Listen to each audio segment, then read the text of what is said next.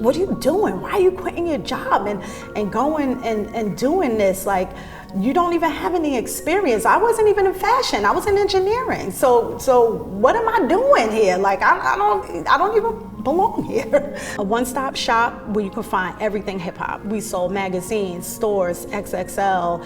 I absolutely stand behind your gifts. Forget your purpose. Don't even think about what your purpose is.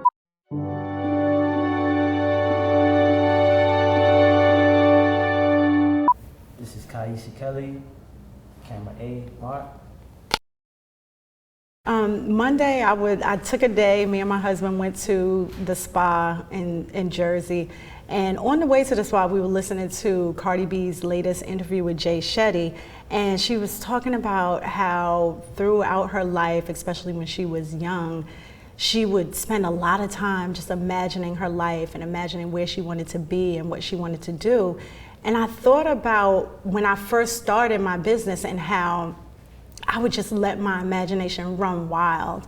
I lived in San Diego and I had a lot of time walking around on trails in San Diego, and when my brother came to me with the idea to start the business, I just spent a lot of time imagining how big it could be and I would be a millionaire like right away as soon as we opened it. It was the best idea ever.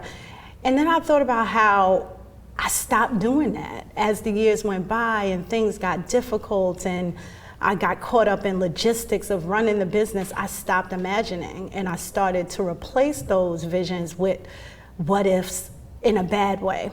And so I said, I need to stop. I took a cue out of what Cardi B said and I spent the day just imagining that I needed to tell my story more. I needed to speak more about what I've learned over the 30 years of doing this. And I really meditated on that. I meditated on what it would look like. I imagined it. And as soon as I came out of the spot, I had 2 messages to call you that you were looking for me and that you wanted to interview me. So I took that as kismet, so here I am. Thank you for that. And for the audience who don't know, you are the founder and creator of Hip Hop Closet. Yes. We are in the same building. Building 77, Brooklyn Navy Yard. Yes, and what you do for the culture, your block parties, and things that a lot of people in Brooklyn, if you don't know, you should know. It's just been an amazing journey watching you grow, especially as a black woman in any type of entrepreneurial space. Is probably the hardest for you guys, especially what's going on in the world. Black women are losing jobs at a rapid pace, even though you guys are the most educated, the most brilliant, and you do so much for the world and black men in general. So I just wanted to really, really tap into you and hope you can provide motivation for women out there, especially women of color, that, you know, entrepreneurship is not easy, me and you know that, but it's necessary. And I think ownership is really necessary for our people in this time. And I wanna really have a deep dive, and I wanna start from the beginning. Tell the world who you are. How did it start? So, Kiyesha Kelly, and I am the co-owner and co-founder of hiphopcloset.com. We started out in 1998. I was only 2 years old. Don't worry about the math. And my brother and I, he came to me with this idea. I was actually working as a civil engineer in Southern California. My degree was in civil engineering, and I worked as a telephone engineer. I was designing the infrastructure for the internet. At the time, I had just graduated from college, and it was May of 1997, and I went home for Christmas, and my brother came to me and he said, the wave of the future is e-commerce. We need to start a website selling something online. I don't even think he fully had the idea. He just said, we need to sell something online. So I said, okay, this sounds kind of interesting. I went back home, I bought a computer, and I started doing research. I'm a research queen. I love a good rabbit hole. And so I just started doing as much research as I could. And I realized that he was onto something. Like this was it. And as soon as I decided that that's what I wanted to do, the ideas just kept flowing. So the name of the business came to me, what we were going to sell came to me, and we just dove headfirst into it. And by I'm realizing it was kind of lightning speed. We did a business plan, which my mom proofread for us, and we opened up a website 6 months later in July of 1998. So take me a little bit through the details, right? Like e-commerce was not that popular back then. This was a risk you guys were taking. It probably wasn't a abundance of information like it is now, where like, you know, everybody's like, oh, we got to learn about AI, but it's hitting so fast that there's just an abundance of information out there. There's an abundance of ways where you could get resources to learn about these tools. In the 90s, where the internet and all these things are just booming, there wasn't really a lot of information out there. So take us through the process of how difficult it was to even get the ground running up in July of 1998 when y'all first started the journey. Right. Yeah, Google wasn't even around. It was Yahoo. We used Yahoo. I put my little AOL disc in, dialed up. And gosh, so long ago. And I did a deep dive on as much information as I could find. And there wasn't a lot. I believe Amazon might have been around, but they were just selling books back then. There wasn't a lot. There wasn't a blueprint of what we could follow, but there also wasn't a lot of options and choices and things to distract us from making the decisions that we needed to make. So we found Yahoo, and I still don't know how to code. I didn't know how to code. And it was basically like just drag and drop stencil, similar to how it is today, but just way simpler. And we saw Yahoo, you could open up a website and sell stuff. And what we knew we wanted to do was make it about hip hop, because we were born and raised in hip hop culture. Born and raised in Brooklyn. My brother was a DJ. He DJ'd all my parties. He DJ'd the parties at in elementary school and everything. So that was just our culture. The streets of Brooklyn, stuff in downtown Brooklyn is what we sold, and what we still. Well, downtown Brooklyn is not downtown Brooklyn, so we've definitely evolved from there. But we realized that the world didn't have what we had. The world didn't have access to what we had access to. So it originally started with us saying we were going to bring those hard to find items to the world. And we knew that there was a market for it, and it was the very beginning. Rockaware had just started, FUBU, Carl Kanai, Sean John, Fat Farm, all of those brands were just coming up. So we were like, okay, we're just gonna make a one-stop shop where you can find everything hip hop. We sold magazines, stores, XXL, Vibe, mixtapes, anything that you could find downtown Brooklyn, we put on our website and we sold it. And we sold it to the world. And a lot of people in New York didn't know us because it was accessible to them. You could just go and get this stuff. But we were shipping it to Australia, to California, Wyoming. What was old and stale here in New York was brand spanking new in the rest of the world, and that's what we picked up and sold. So we opened the website, just drag and drop, and it's really funny because digital cameras weren't even out then. So my brother would actually use a regular camera, take the pictures, and he would develop them, mail me the pictures, I would scan them in, and then put them up on the website. And that's like the short story of how we... You still doing that now, or? No, I'm joking. But one thing I would say, right? So like late 90s, early 2000s, right? This is where fashion is getting its traction. Everything is moving. So it's perfect time. But as like you're doing e-commerce websites, so I can only imagine, especially during this time, right? Since you're not the actual company, you're not Sean John, there's a lot of bootlegging going on, especially in New York City. Mm-hmm. So how does that affect your online e-commerce building? When do you guys decide to go and actually put this in a building? Right, okay, so Like just the company brick and mortars instead of just being online? When does this ever becomes like we're gonna sell from a location or? So it took a long time to get to that point. I mean, what we first did when we first started, we went to the Magic convention, which was in Magic Show in Vegas. And I was green and I thought I had the best idea on the block, and I had this little printout with like how we were gonna operate business. And the idea was to go to these larger brands and be their online service. We would handle all of their online business. They could operate normal as possible, and we would sell all that stuff. They hated that. No. We got, Carl Kanai was the first major brand to actually sell to us. So we got that straight from the source.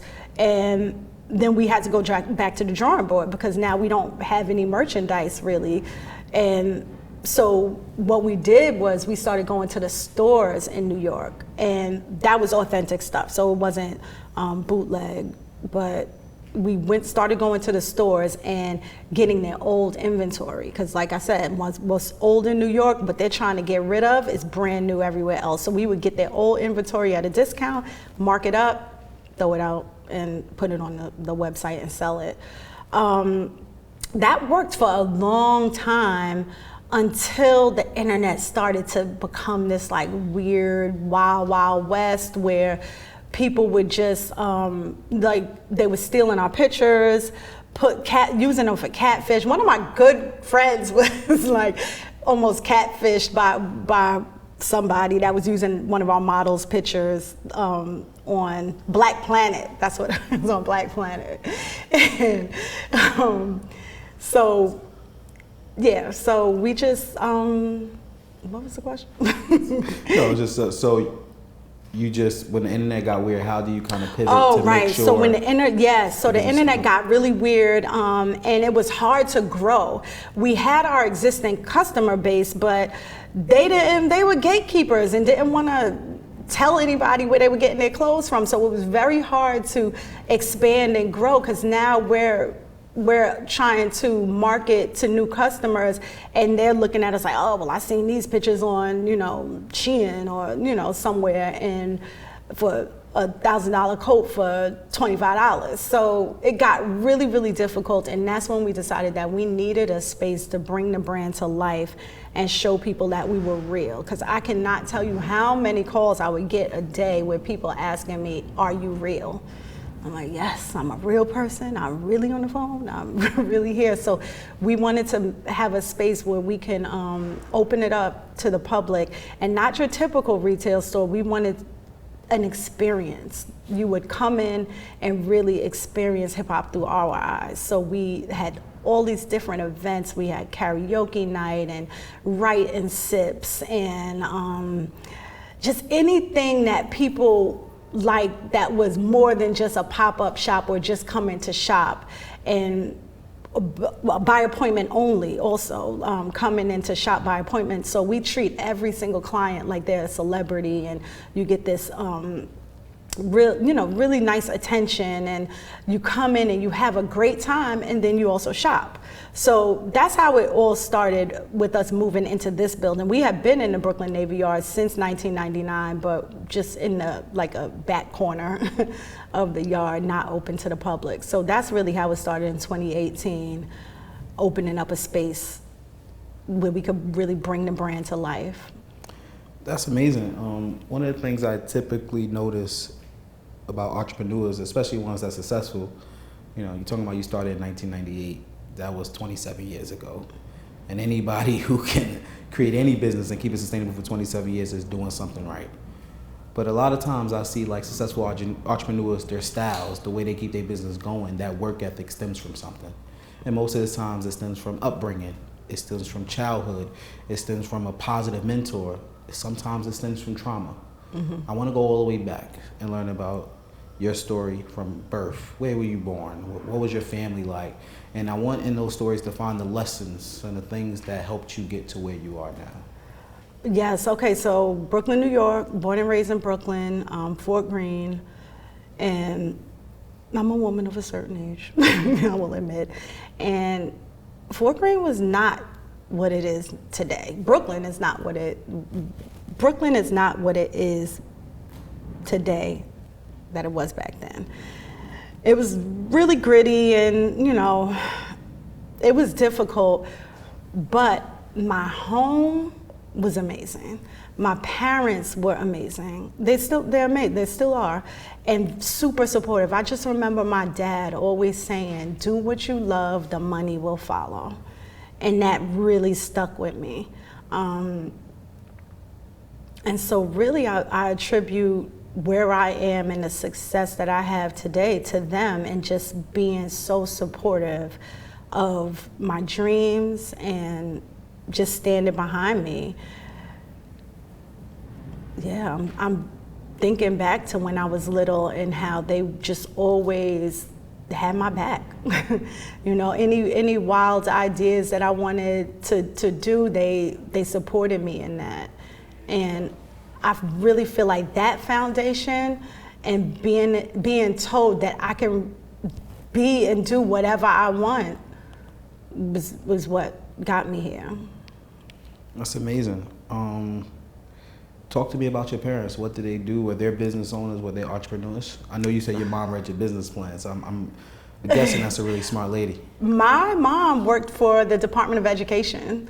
So she did adult education, and she did a lot of programs. She was more on the administration side, but she also did do adult education. I think she was teaching English maybe, or reading to adults, I believe. So that was her, like she was the person that would bring home standardized tests and have us taking, doing practice exams, doing standardized practice exams and stuff. At least me, I don't know if my brothers did it, but I did it. And then my dad, he actually worked for the Department of City Planning. And then he also worked for the UN doing city planning. And he was the one that told me to go into architecture and engineering. So that's how I wound up in architecture and engineering and getting a degree in engineering, because I really didn't know what I wanted to do. I've always been really creative and always had ideas and always wanted to start something and create something. And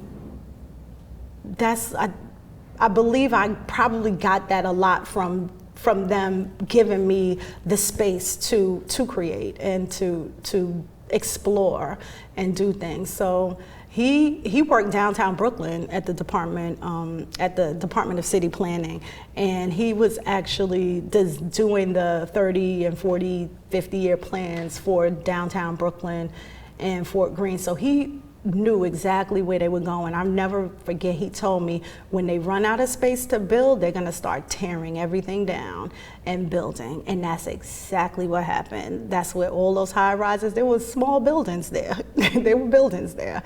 And now the whole skyline of downtown Brooklyn is different.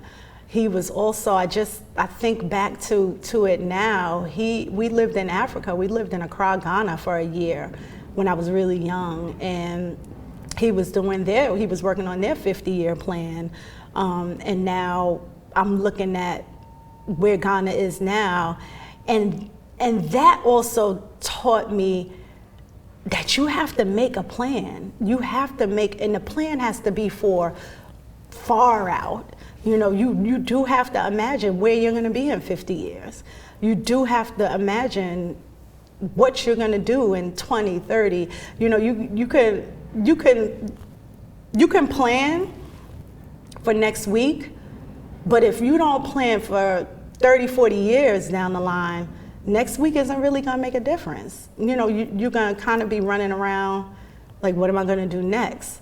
But when you have that end goal, that real 50-year plan, everything you do a week from now, a month from now, a year from now, it makes sense and you have direction.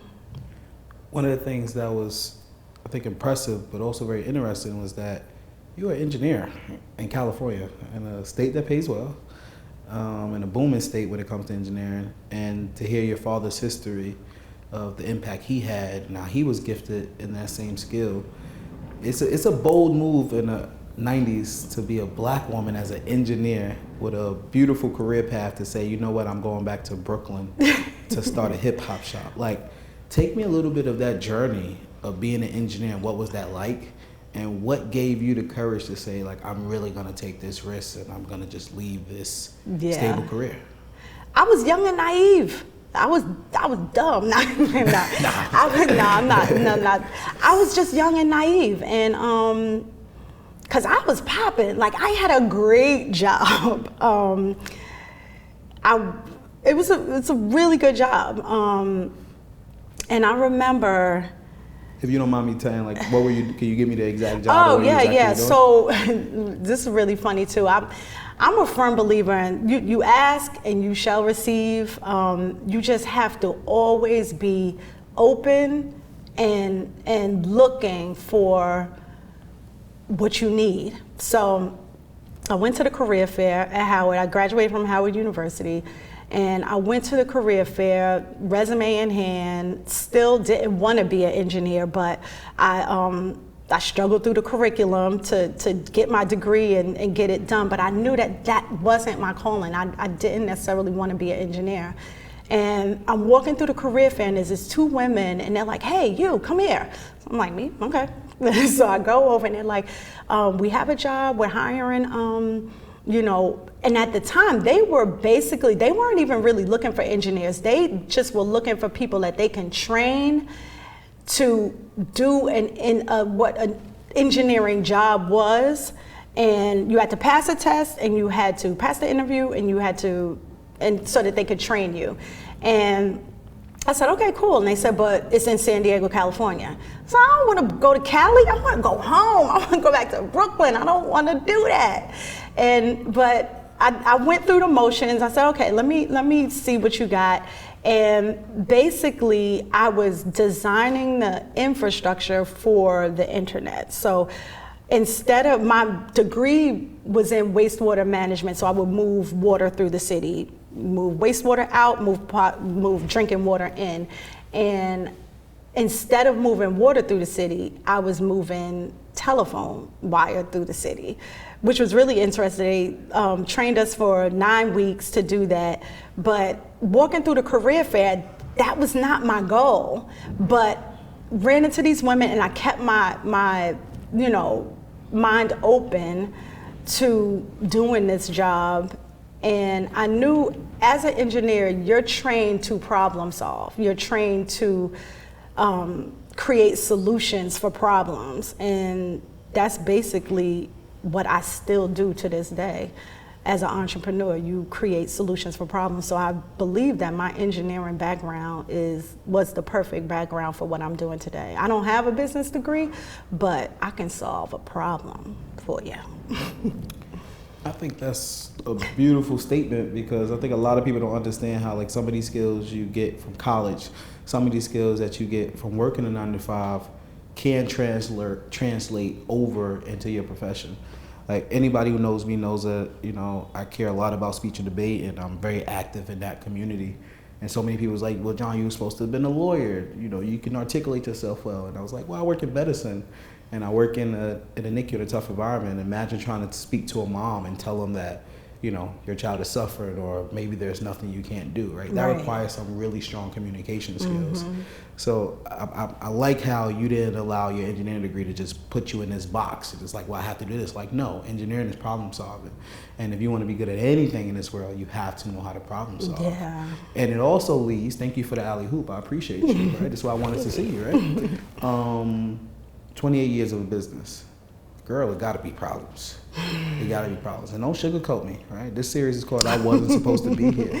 We waiting for the meat and potatoes. Tell us some problems, some things that have happened. The first thing that comes to mind is, it was amazing. The first year in business, we got so much press. First 2 years in business, we got all of this press because we were an anomaly. We had this business that nobody had seen before, and we were providing the world with something that they craved. So it was no brainer. And we were carrying brands that already had a built-in marketing system. We just kind of piggybacked off of their wave and just amplified their brands and the culture. No brainer, right? So I come home one day from work and I realized that we were shouted out on MTV by June Ambrose. It was Hip Hop Week and they shouted us out as the place to go to buy hip hop clothing online.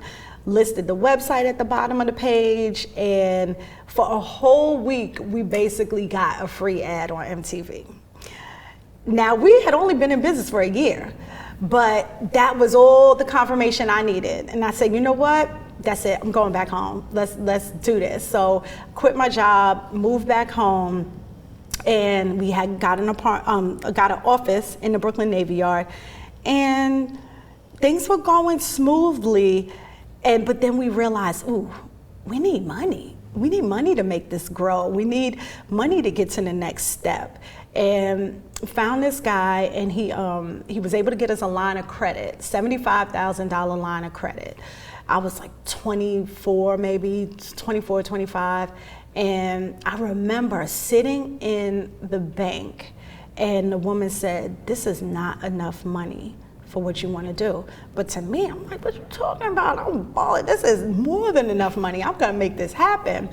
And it was, if I had a plan, if I knew exactly how to plug that money into the right spaces to make it grow, but I didn't.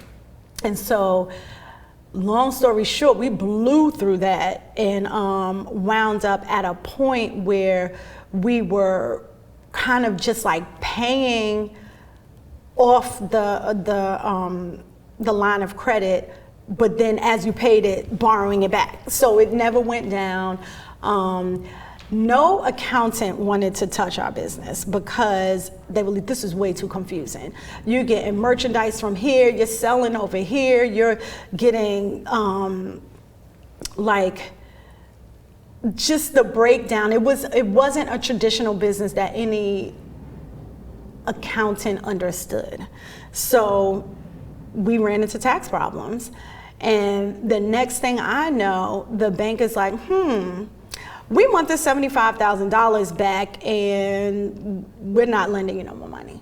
So it's like, well, what am I gonna do? So they put us on a payment plan, and I wound up able to pay it back, but that was the first harsh reality. I mean, when I first got that call, it was like, oh my God, like $75,000, where am I gonna pull this out from? Like, what am I gonna do? But I mean, we worked through it. In hindsight, everything that you go through in the moment seems like it's the end of the world, but it's not. So that was the first thing that was like really kind of difficult to overcome. And yeah, so I'm trying to think of some other things. You gotta think of some. I know we got some more issues in there, but yeah. That sound good? Kiyesha, I know like you gave me a lot of examples of like, hey, you know, this was hard. We had to overcome this. I didn't know what was going to happen the next day. You told me about the $75,000. Those are all real problems that entrepreneurs face. But I know in 28 years, there had to have been some moments where you wanted to quit, where you felt like, hey, this is just too much. Talk to me about that. Talk to me about that journey of like not wanting to get out the bed that morning and saying, this might be the end of hip hop closet. The first thing that comes to my mind, I remember when we had just signed a lease to move in here. Well, maybe it was like a year later, because we signed our lease to move in here in maybe 2018. And the vision, like I said, was to have events and all of this stuff, and we were popping. But actually, not the first event, but like one of the events I had just flopped miserably. Nobody showed up. It was a pop-up shop. I had maybe 3 different businesses that came in, and we were all shopping. We were all selling, and it flopped miserably. Nobody showed up, and I cried. Like I definitely cried that day. I was like, this is not gonna work. Like I had this idea. I thought it was gonna be great because when we started hiphopcloset.com, it just blew automatically. So now I'm in this new space trying something new and it's flopping. And so I got to this point where I remember it was February of 2020. And I said, I'm tired of hearing people saying, oh, I got something to do this weekend, I got something to do that weekend. So I said, we're gonna have events every single weekend in February, back to back to back. So you don't have an excuse. You're not doing nothing every single weekend. One of these weekends, you're gonna come to my event. And I remember by the last event, which was karaoke night, it was a huge success. The house was packed. I'm like, okay, yes, this is it. But I also remember saying, this is going to be the last event that I do for a while. I'm like, I'm gonna take a break. I'm gonna analyze what worked and what didn't in this last month and then move forward. 2 days later, the world was shut down and there was nothing we could do about it. No more events, nothing. And I remember laying in the bed and thinking, it's over. This isn't gonna work. Like, I've put all of these years into doing this and now the world is shutting down and my whole vision is done. And I remember laying in the bed crying and then my husband came and he said, everybody's going through this. You will be all right. And I rolled back over and kept crying. But, you know, I was all right. We were all right. It actually turned into one of our biggest years ever. Because everybody was sitting at home shopping, and what we didn't have to do was build a website and figure out how to ship stuff, because that's what we had been doing for the past, X amount of years. One of the things, I think, one of the key words I want to attach to you is pivot. Like, I'm gonna call you the queen of pivoting. It's like every time something hits you, and even I can tell, like, you're trying to think about things that have hit you, but you have pivoted so fast and moved on so much. You have buried a lot of things, and I think that's your body naturally protecting you, and that's okay. One of the things for me personally, just as an entrepreneur, is that when I started to manage people, when I started to manage staff, when I had to be up late at night trying to figure out things, is I had to learn a lot of truths about myself, right? I learned so much more about me, the person I am, and how I need to be better, how I need to manage people, how I need to respect people, how you have to be a true person that really understands their weaknesses and their strengths to lead people. Right. I wanted to know, in this journey, what truths did you learn about yourself as you have been building this business and you have just been growing into this role? Yeah, probably within the past, I'd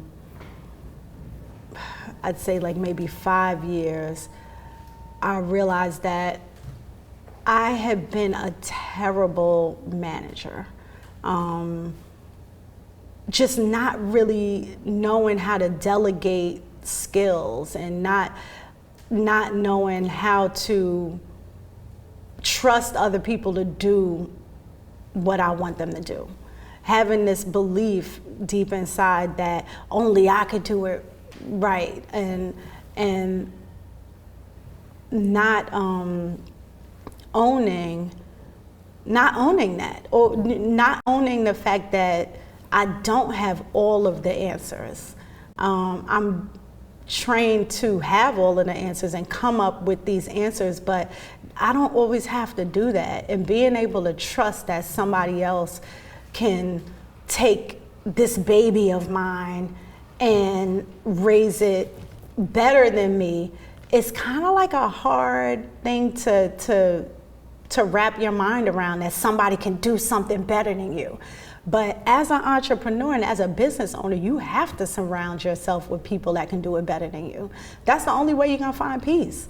That's the only way you're gonna be able to go to the spa and enjoy a day, is by having people around you that can do it better than you. And it took me a long time to reach that point of trusting that I'm able to tell people how to do certain things, and they'll be able to do it. You just mentioned, like, raising a kid to be better than you, right? Now, as a mother, how was it like balancing motherhood and running a business? I know that can be challenging.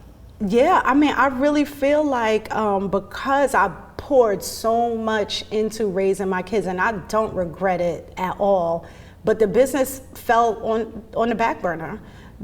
I don't feel like I can give my all to my family and give my all to my business at the same time. Something is gonna suffer, but I didn't want my family to suffer. So I feel like for years my business did suffer because I wasn't able to fully give it the attention that it needed.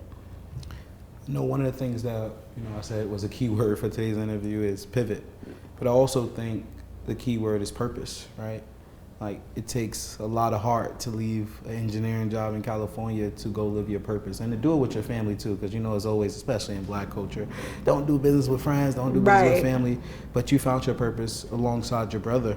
And I want to know, like, do you think that purpose finds us, or do you think it stems from pain? A lot of times in this show, I know the audience are thinking somebody's got to say something crazy, and I'm actually respectful. Like, I pray for a guest like you, right? Like, because I don't want people to assume that like we're coming on to I wasn't supposed to be at a series, and it is a safe space. I love when people come in, are vulnerable and share their pain, but I also don't think that like I wasn't supposed to be here just means like I've been through something so horrific. Right. Like, it just could mean like I had to overcome this challenge, right? Mm-hmm. I'm a Black woman in this space, right? Like, I'm a business owner, right? Like, most businesses last 28 years do not happen unless you're a Fortune 500 company, right? Yeah. Or you have tons of banks and resources, or you're a Nepo baby and you're born into this. That's not your story.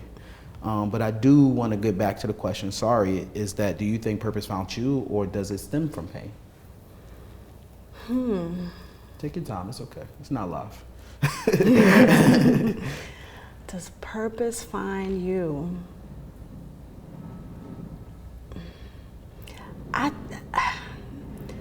I think it's a joint thing. I think that your purpose is always out there looking for you. But if you don't go through certain things and you don't, a lot of us don't know what our purpose is. I mean, I'm still struggling with that, honestly. I know what I like to do, but I definitely feel like when you go through painful experiences, once you're on the other side of it, or even when you're deep in it, if you really just fall back and think about it and internalize it, and it took me a long time to get to this point, once you internalize it and you think about it, you will find some lessons and everything in there, and you'll move closer to your purpose.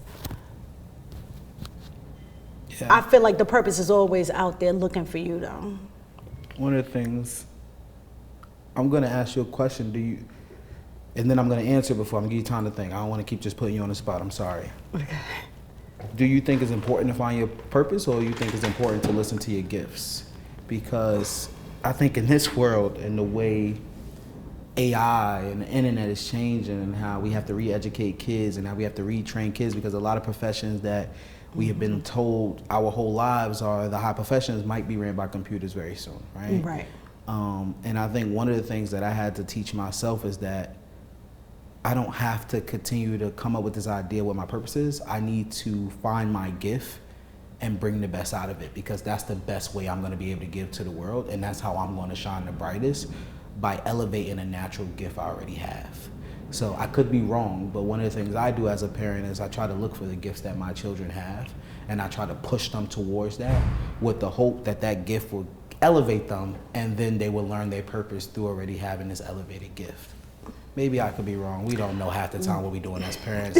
We all figuring it out. I don't care what any parents say. Nobody has, whether you're rich, poor, we don't have the perfect answer. You just pray that you do the best you can. What is your thought on that?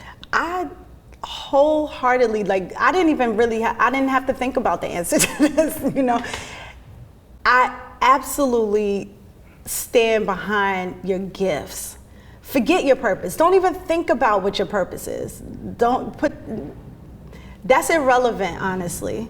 it's figuring out what your gift is. That's the most important thing. And it's interesting that you asked that question, because just the other day, I wrote down on a piece of paper, ask my mother what did I do with my time when I was 2 and 3 years old all day long? What did I want to do? Because I'm looking at my kids now, and I'm realizing that they're the same people that they've always been. My daughter, she's studying fashion design. I remember her disrobing her dolls and creating dresses out of tissues and stuff. And she's always done that from young. My other daughter, she always was just analyzing stuff, and she's always very quiet and reserved, but always analyzing and trying to figure something out, always challenging what you said. And so I feel like when you find your gift, then your purpose will come. Then you'll figure out what your purpose is. But you have to really find your gifts, and the only way you'll find your gifts is when you analyze and think about what you loved to do when you were young, because that's where your passion is. You're not getting paid for that at 2 and 3 years old. So that's what you truly in your heart want to do.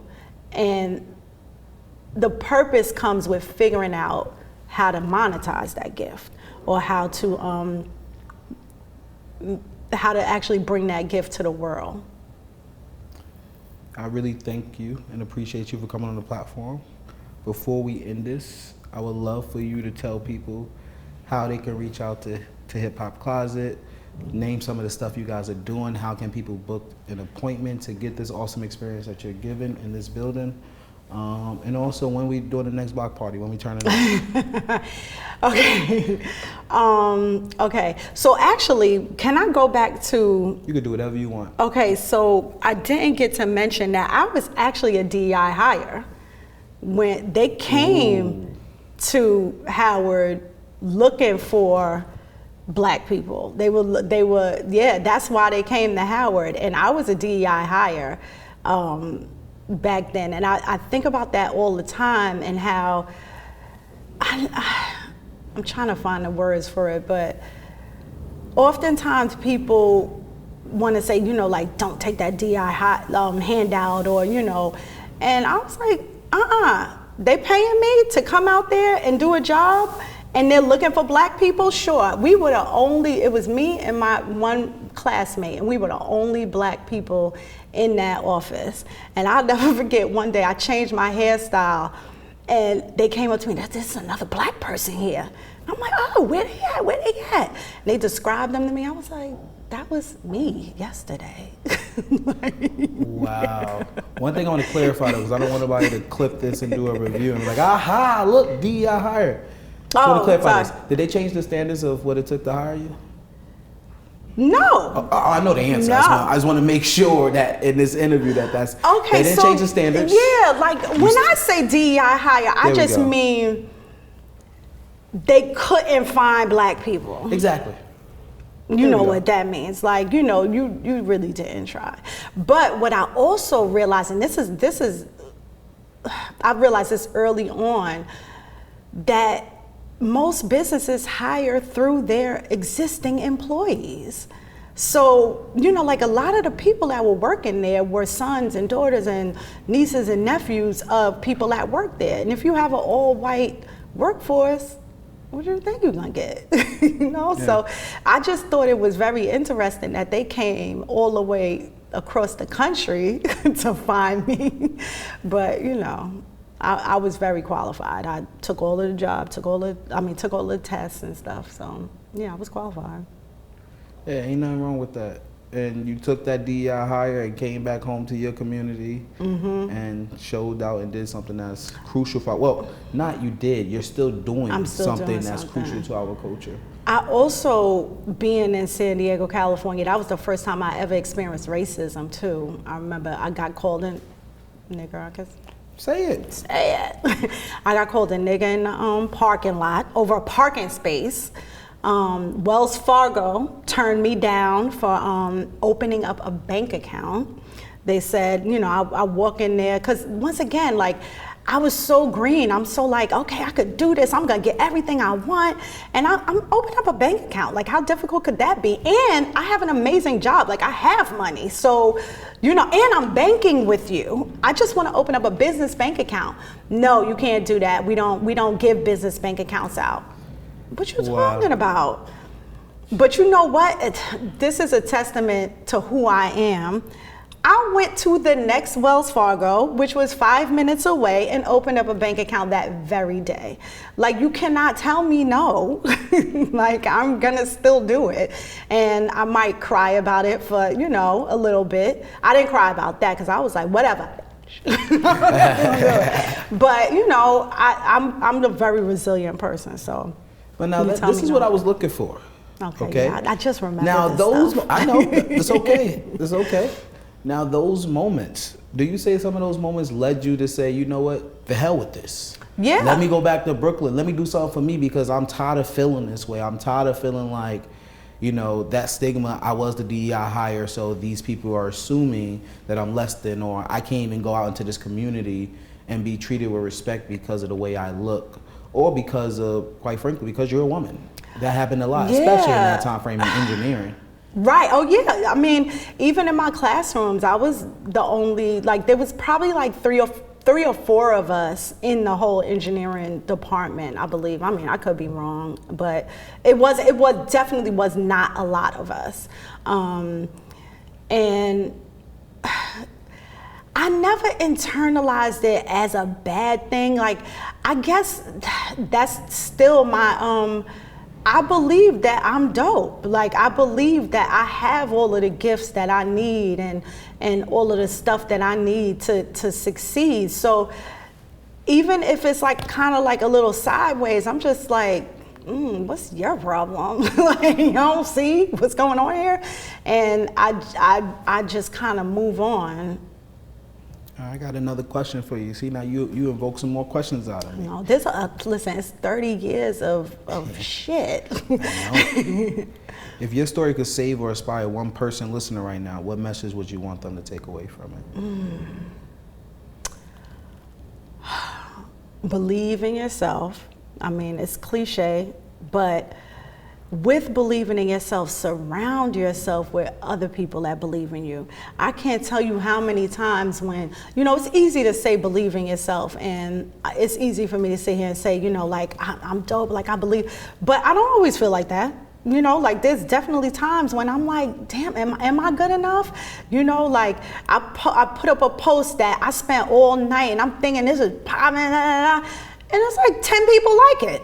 I'm like, what the hell? But when you know that you're living in your purpose and you're following your gifts and stuff, and then you have a circle of people around you that also believe in you, that makes it so much easier. All of those people that are like saying, no, you can't do this, no, you can't do that. Because even when I started my business, I had a friend that said to me, he said, what are you doing? Why are you quitting your job and going and doing this? Like, you don't even have any experience. I wasn't even in fashion. I was in engineering. So what am I doing here? Like, I don't even belong here. Like, seriously, I knew nothing about fashion. So why am I trying to start a store selling fashion? Because I want to, because I feel like I can do it, because I can figure it out. And you know, I kind of forgot what the question was. No, Just went off on a tangent. No, you answered it great. Living your purpose. You can Yeah, do whatever you want to do. Right, yeah. But most importantly, like, and this is wholeheartedly, do not let people tell you what you can and cannot do. Don't let them put their limitations on you, because that's all they are. They don't have a crystal ball. They don't know if you're gonna, you know, win or fail. And that's not even the point. The point is to do it, to get it done, to just start. If you have a vision, if you have something that you want to do, it was put in your head, it was put in your mind because you can do it.